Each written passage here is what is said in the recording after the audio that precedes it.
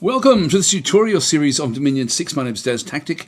Hope you've been enjoying the series so far. Hope it's been helpful, basically, particularly if you're a newish player to the game, and hope it hasn't been sort of too overwhelming. Right, we're going to be talking about the magic paths. It's all of these 9 in through here. The magic paths essentially are, I guess, like the mortar of the game. Like they hold the bricks together from so much of what does actually go on in the game itself. We're also going to be talking a little bit about the gems and what the gems actually get to do. We'll be sort of touching on them again with other aspects when we talk about spells, for example, and when we talk about magic items. The gems are mostly used for those sorts of things. But in this particular episode, we're just going to be talking about the actual magic paths. Pretty much, I'm wanting to summarize very, very briefly sort of what the different magic paths do. There's some that are easy to use, some that are hard to use, depending on the types of spells or whatever else it might actually be that come through there. You'll find there'll be you'll hear certain things, for example, in the game referring to different approaches you can play the game. So if you're a magic specialist, it means that you're specializing in one particular path of magic. If you're a rainbow mage, it means that you're actually trying to get a smattering of everything as much as you possibly can to basically fill gaps. Now, what I've done in this particular, let's just start with the paths and work our way through. So the paths are, when we sort of come back through here, we've got fire back in through here, so fire magic. This is mainly used for destructive type spells. Would be the main thing, and also for buffing equipment, like you might have like a fire sword, for example. So fire is very, very much in that sort of destructive type aspect of it. Air is the next one across, and air is more to do with flight, with not so much even movement, but just mainly with being able to fly, with being able to breathe underwater, for example. You can get some spells that will help a little bit with the air coming through that way. You'll also find that it will be to do with accuracy, as in either making it difficult for arrows to be shot at you, and giving you different sorts of shielding, but also can actually aid in the accuracy of your archers. So that's sort of where the air spells come in. The water is the next one that we sort of see through here. Water magic is often to do with, again, weaponry, freezing, what other sorts of things are there? I'm just trying to go in my mind as to the different types of things that go into it. Quickness, actually, as well. So being quick is also a water aspect. You will find, actually, with a lot of these as well, that there will be different types of, like in the spells, you'll be able to bring in different types of elementals. And so certainly fire, air, water, and then the next one is earth. I mean, that you do get elementals from each of these different types of magic. Earth is the next one. Earth is very much to do with strength, with being grounded, with iron and steel, with armor. So it's essentially a very defensive type aspect. It does have some offensive aspects as well, but it's mainly to do with buffing your own troops.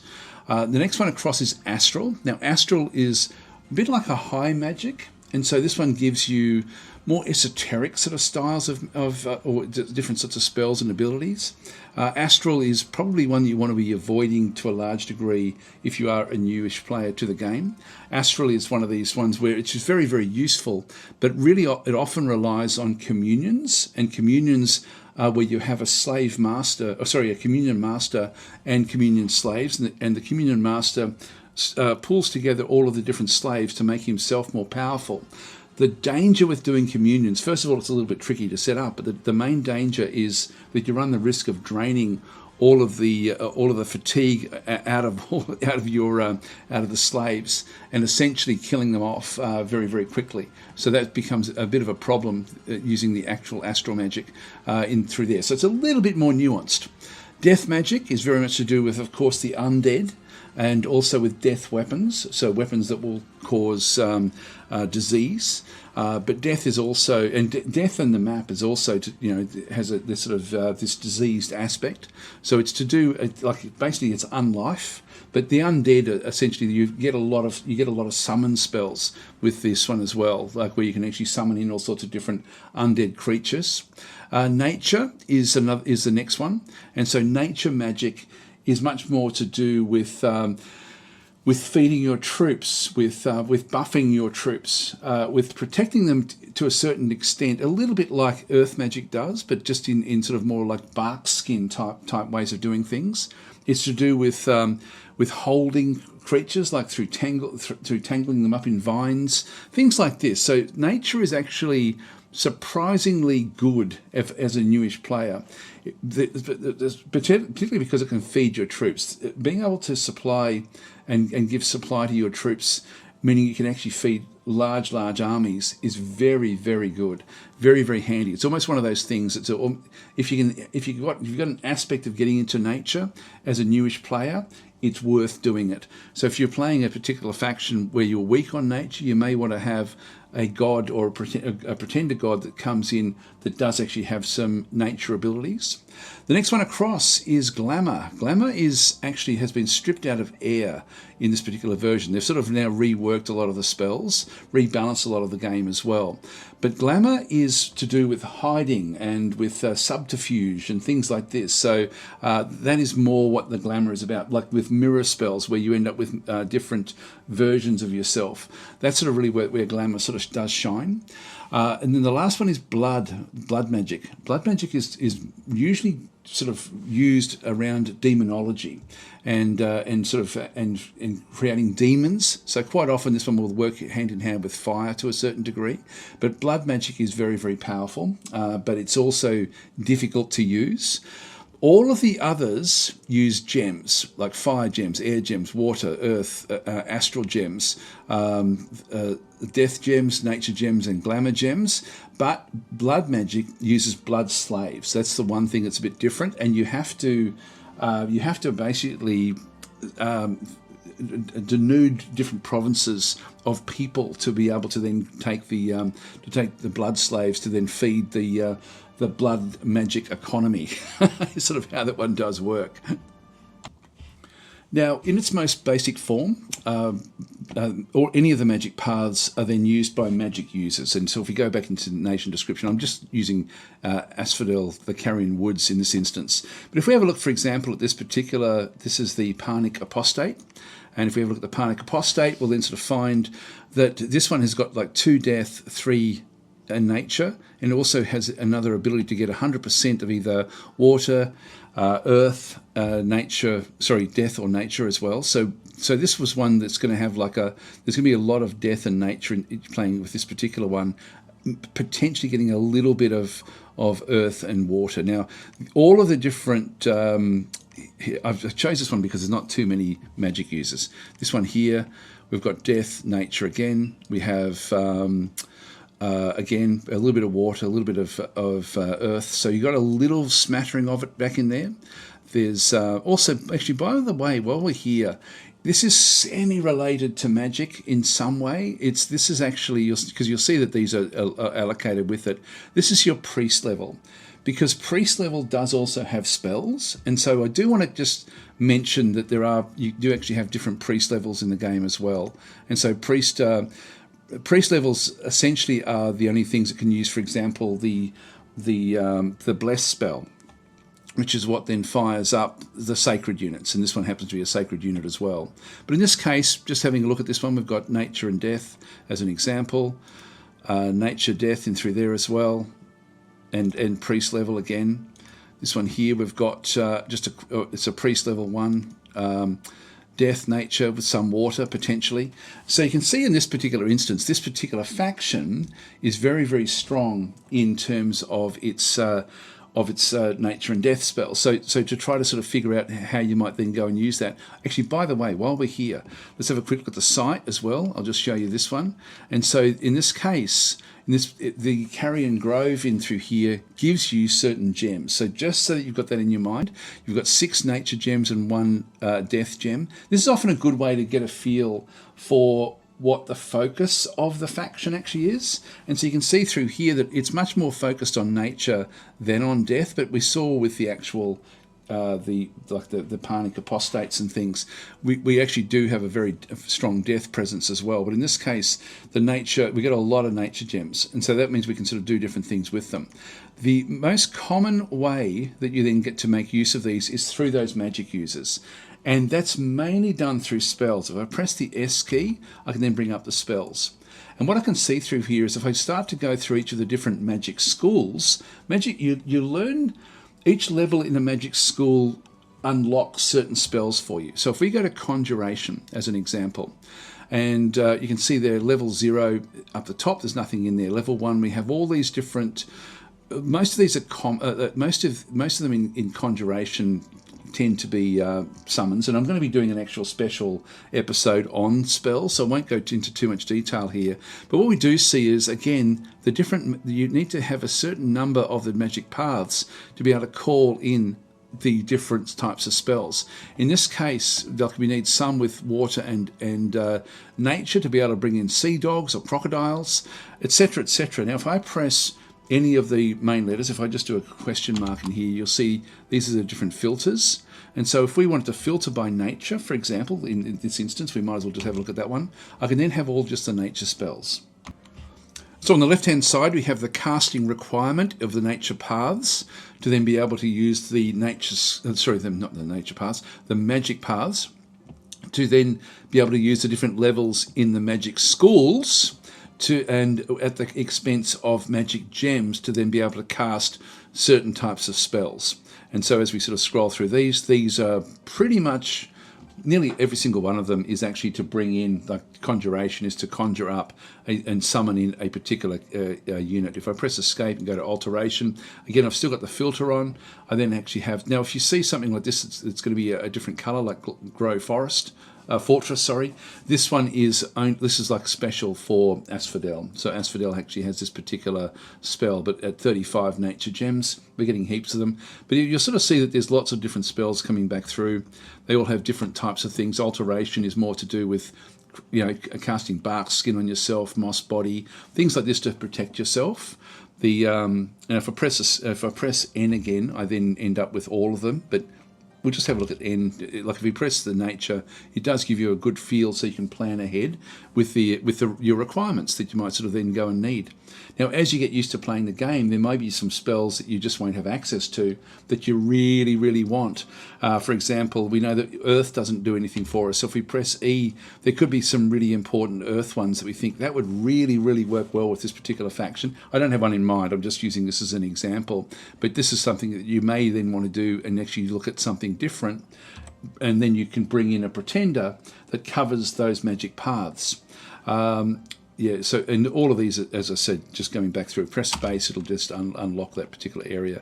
But this is sort of where the magic paths are used by magic users to then cast spells, sometimes in conjunction with magic gems. So that's sort of where we are with spell casting. I don't want to go into too much detail with that one.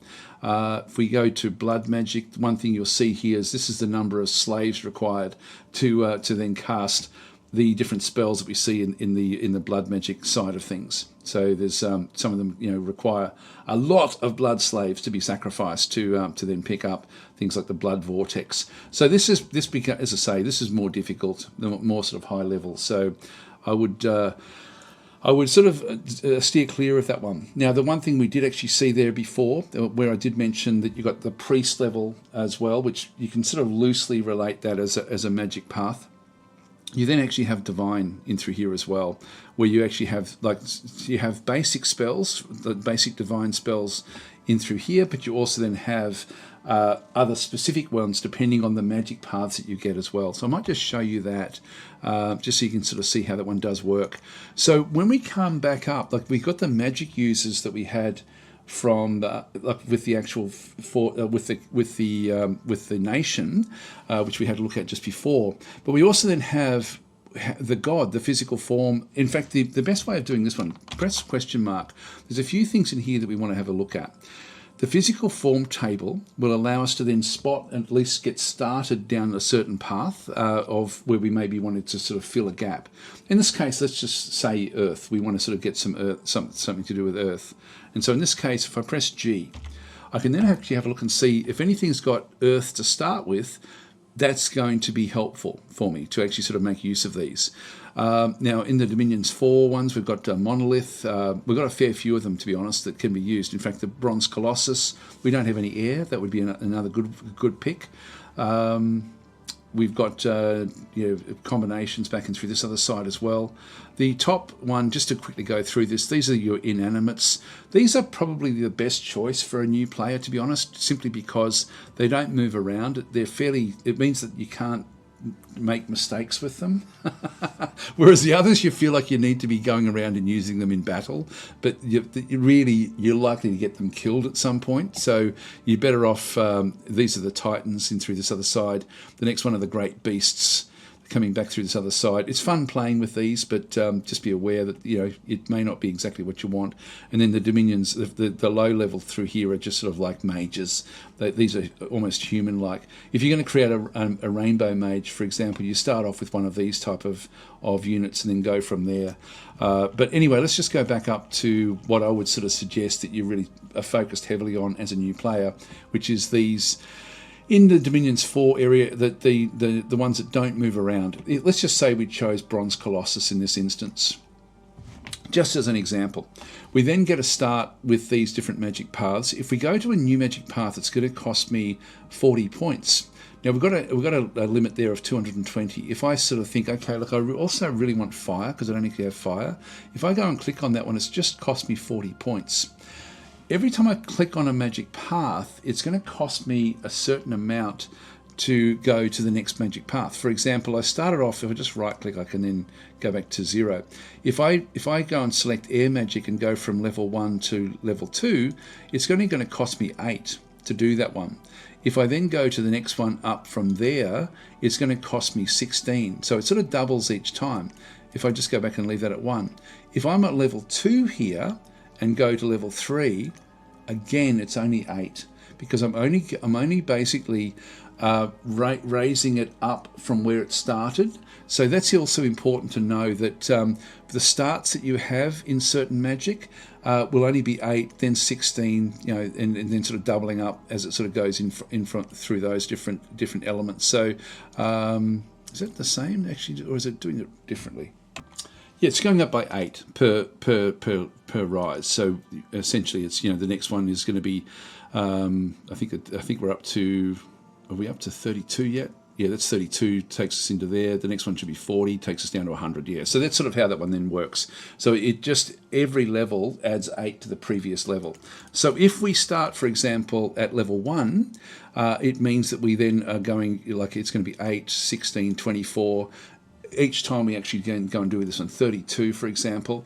So the further along you are when you start a magic path with one of your units or one of your pretender gods, the cheaper ultimately it is to get to the higher levels, depending on what you need to be doing. This is where you can sort of think, okay, well, look, really, what do I want out of this particular character? I've got air and earth.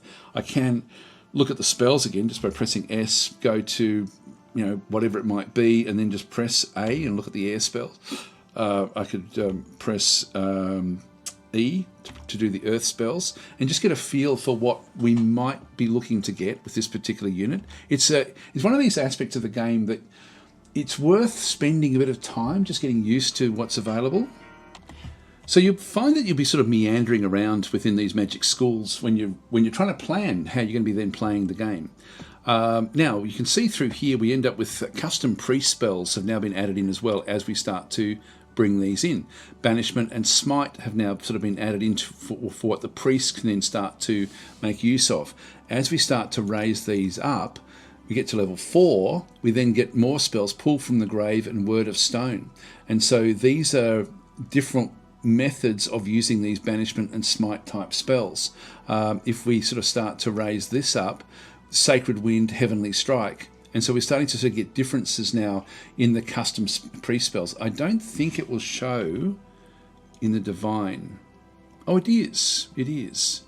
So we're getting Sacred Wind now sort of showing back in there, and we could then sort of read what that actually then goes and does. So you can actually go and look at that as well. So as you sort of increase with your pretender god, these magic paths, you also then will be or you'll be getting differences in through here. If I do that one through there, press S again, go back to Divine, we're then going to get Pulled from the Grave, for example. So different type of spell, again, the way that sort of then does actually work.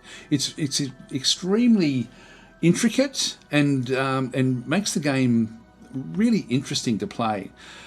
So doing this will then you'll end up with essentially a character that can forge items, can forge equipment or cast specific spells. But often you'll be looking to either really enhance the base magic that you've already got with your other units, or to find another way to broaden the paths that you don't really have good access to. So in this case, I just chose randomly just earth and air.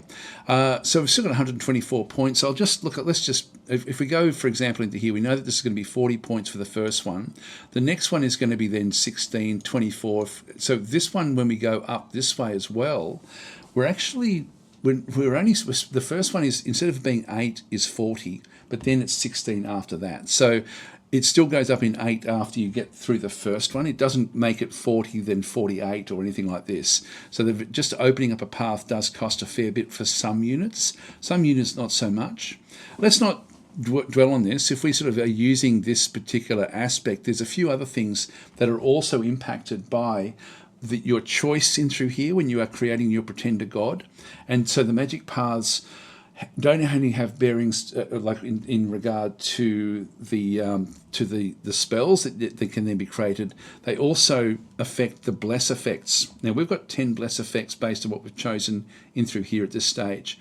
So this is very important if you're using a faction that has got a lot of sacred units, and the sacred units would then be something that will rely on what your choices are here to be blessed in battle, and then actually use those blessings to then be able to do all sorts of different things. Now, if we click on Add Bless Effect, we are going to see it's going to show us a short list of the sorts of things we have available to us, and the things that aren't quite available to us in case we sort of wanted to go and grab these. So if we wanted to, then we've got, like, some of these are going to cost me, that's going to cost me 4 bless points to be able to go and do that one. So this is Righteous Path. Again, I can just hover over that to see exactly what it's going to then give me. Again, I won't really worry too much about this one. If we go with so Reconstruction, all sacred inanimate units such as sacred statues and antilistic animates will reform their bodies and recover from damage over time. Let's just go with Strength of the Earth, Add Bless Effect, Reinvigoration. I won't explain what these actually are. I'm just going to go through the points in through here. But I'm essentially just adding in I've got Swiftness. I've got 2 more bless effects left over. Let's use Fire Resistance. So that then uses up all of the bless points. We've now got what we needed to in through here with the various blessings. And so when we bless a sacred unit, they will get these abilities when the bless effect does go in. So when they're blessed, these are the benefits that they then end up getting. Now the next thing I wanted to talk about while we're in this screen, again, press the question mark. B will show you all possible bless effects back and through here. And so with what we're doing through here, if we just press B, we don't just get to see the ones that we were playing with, like some were missing, but we do actually now get to see the whole lot for all the different magic paths, depending on how you then choose them. Divine is not part of these bless effects. It's only so these are purely to do with the actual main magic paths that you can sort of see through there. So there's an awful lot that is now been, and these have all been reworked for Dominion 6 as well, so just be aware of that. But there's an awful lot in here. It's really, really quite cool. This gives you a good feel for the sorts of things that the different magic paths get up to. Again, damage, flight, for example, down through here, quickness, water breathing, defense. So water is very much about defense. Earth is very much, again, about fortitude, hard skin, making them larger, strength of the earth, astral, fate weaving, twisting fate, magic weapons. So it's more sort of high level. Death is fear, death, Stygian flesh, withering weapons. Magic is to do with regeneration, bark skin, berserking, poison weapons as well. Poison is part of nature. Glamour is to do with luck and awe and to obfuscate, to hide, essentially. undreaming, things like this sort of stuff, which helps them to not fall asleep. And then, of course, inside here we've got like in blood magic we've got vampiric weapons, blood vengeance, unholy weapons. These are the demonic sort of aspects to it. So this is actually another good little way of seeing the sorts of things through bless effects that you can then apply to your empire, to your faction. Another aspect we can do while we're still sort of planning what to do with our pretender god is to look at the forgeable magic items. And this is another good way to sort of see what magic paths you need to have a mage in to be able to forge a magic item, and also what sort of magic gems you're going to require as well to actually forge them. So if I press I, I'll just press escape and then press I, and through here we then end up getting a list of all of the different magic items available that can be built all the way through from trinkets and all the way up to unique magic artifacts, so, and everything in between. And so these are then split between single-handed weapons, double-handed weapons, ranged weapons, shields, helmets, armor, boots, miscellaneous items, which this is worth spending a little bit of time having a bit of a look through. Even little things in here can make a big difference to your units and to your heroes. And then finally, saddles and barding, which is new to the game. So this is actually something new that's been added in. And so these, again, if we go back to, for example, let's just go to single-handed weapons as an example. If I'm thinking, okay, well, look, I've my main weaponry is going to be all around nature. Let's press the N key and filter by nature weapons. And so we can now start to see the actual different nature weapons. So this one here, for example, a hardwood club, is a nature level 1. So we need to have a mage with at least nature level 1, which we're going to have heaps of playing with these. It'll cost me 5 nature gems to forge this. And it just does some basic magic damage, which means that it does blunt damage, but it's magical. And so this club has been enchanted with nature magic to make it extraordinarily sturdy and is at least as effective as a proper iron mace. So it's a very basic weapon. You probably wouldn't really bother with it. Other things you might sort of find through here is a hunter's knife, which has got armor piercing. Again, if you looked at the episode that I did on stats, you will have sort of seen, and we'll be going through this in more detail as well when I talk about weapons and magic items specifically, but the actual basic damage gets added to the strength of whatever unit is actually using it. So a strong unit using this one is actually quite effective, and it's also magic damage, which actually is quite important.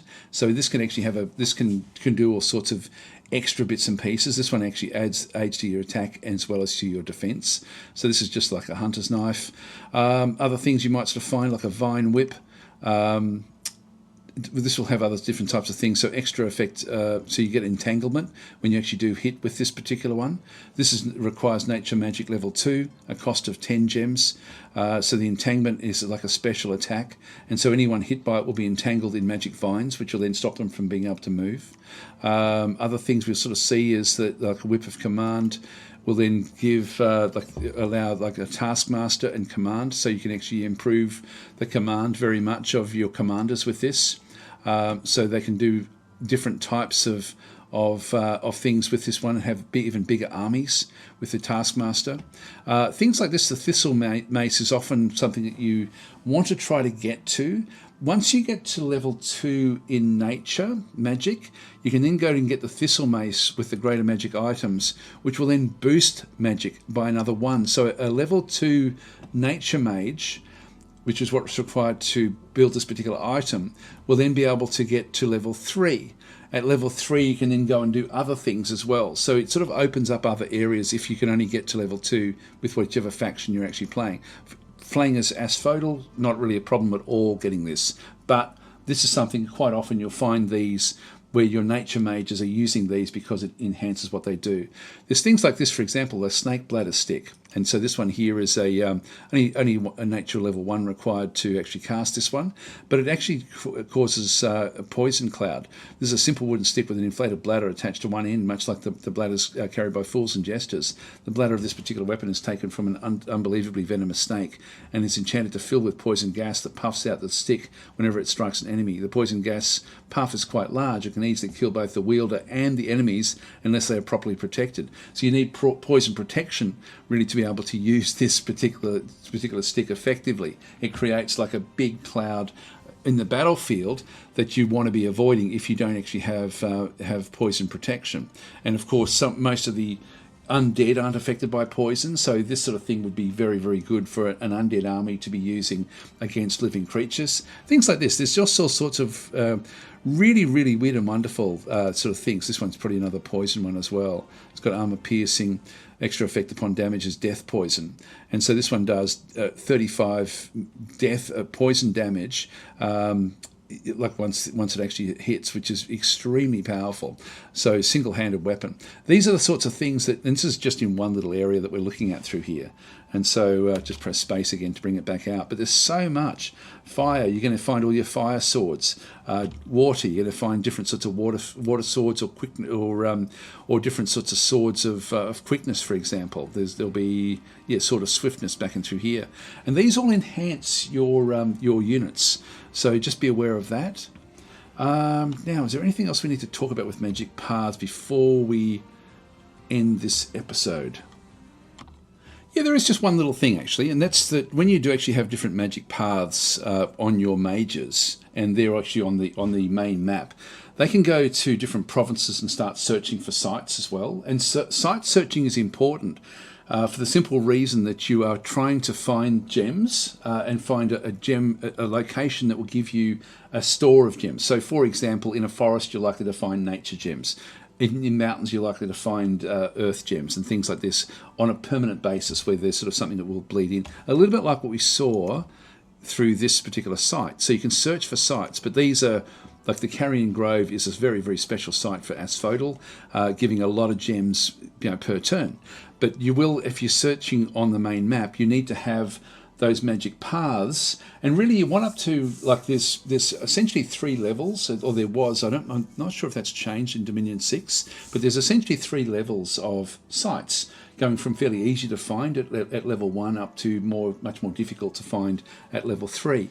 And so depending on the level of your mage, they will only find to their level of magic that they've actually got in the path. So if you've got like a magic user that's very, very, like, it's got like a lot of level 3 abilities, it will then find everything it can in those magic paths. It can't find anything, like if it's using nature magic and there's some hidden areas in through there that are more to do with earth magic, and it doesn't actually have earth magic in that particular mage, it won't find those earth magic sites. So quite often what you'll find is that you end up site searching with different units that have got different skill sets, and that can be quite effective as well. Over the course of the game, you can pick up other, like, mages and shaman and etc. by what you find in the wild. Like you may sort of find like a group that will give you a little bit extra in your magic path that you don't actually have. And it's surprising when you're playing the game how valuable that can be, to have somebody that can suddenly forge an item that you haven't had access to in the past. So I'm going to be doing, as I say, I'm going to be diving more deeply into these different aspects, but magic, as I said before, really is the mortar that holds so many of the other main building blocks of the game together. Anyway, I'll leave this episode here. Thanks for watching. I will catch you in the next episode. In the next episode, we're going to be talking in more depth about the sacred blesses. It should be a fairly simple episode, I would think. I won't have to go into too much detail with that one. Stop everything! Errata alert! Errata alert! There has been a change. I'm currently in the beta. The game hasn't released yet by the time I'm recording all of these different things, but there has been a change. I did actually show you a way to do a quick evaluation of the paths for all of the different gods, or the potential gods, and that was to do the question mark, so shift question mark, and then press the G key. But the G key has now gone. That is no longer here. There is a different way of doing this one. You can either press the P, select the physical form, or you can just go and select up through here to be taken to this particular screen. Now if we do a shift question mark, we then end up with a few different things. Tab will show or hide magic and scales, or escape to escape the screen. So there's only one little thing you can do through here. So the tab adds in those elements and gives you a little bit more than what you had there before, because you now actually have the bless, like the other things that are impacted as well, like growth or like death, for example, things like this. So you're getting the magic paths and the other sorts of scales and things as well. So anyway, different way of looking at it. I thought I'd better just put this one into this particular episode. So hope that is helpful. I'll catch you. Well, it's a fair way after I've recorded this other episode. So anyway, I'll get back to my recording. Thanks for watching.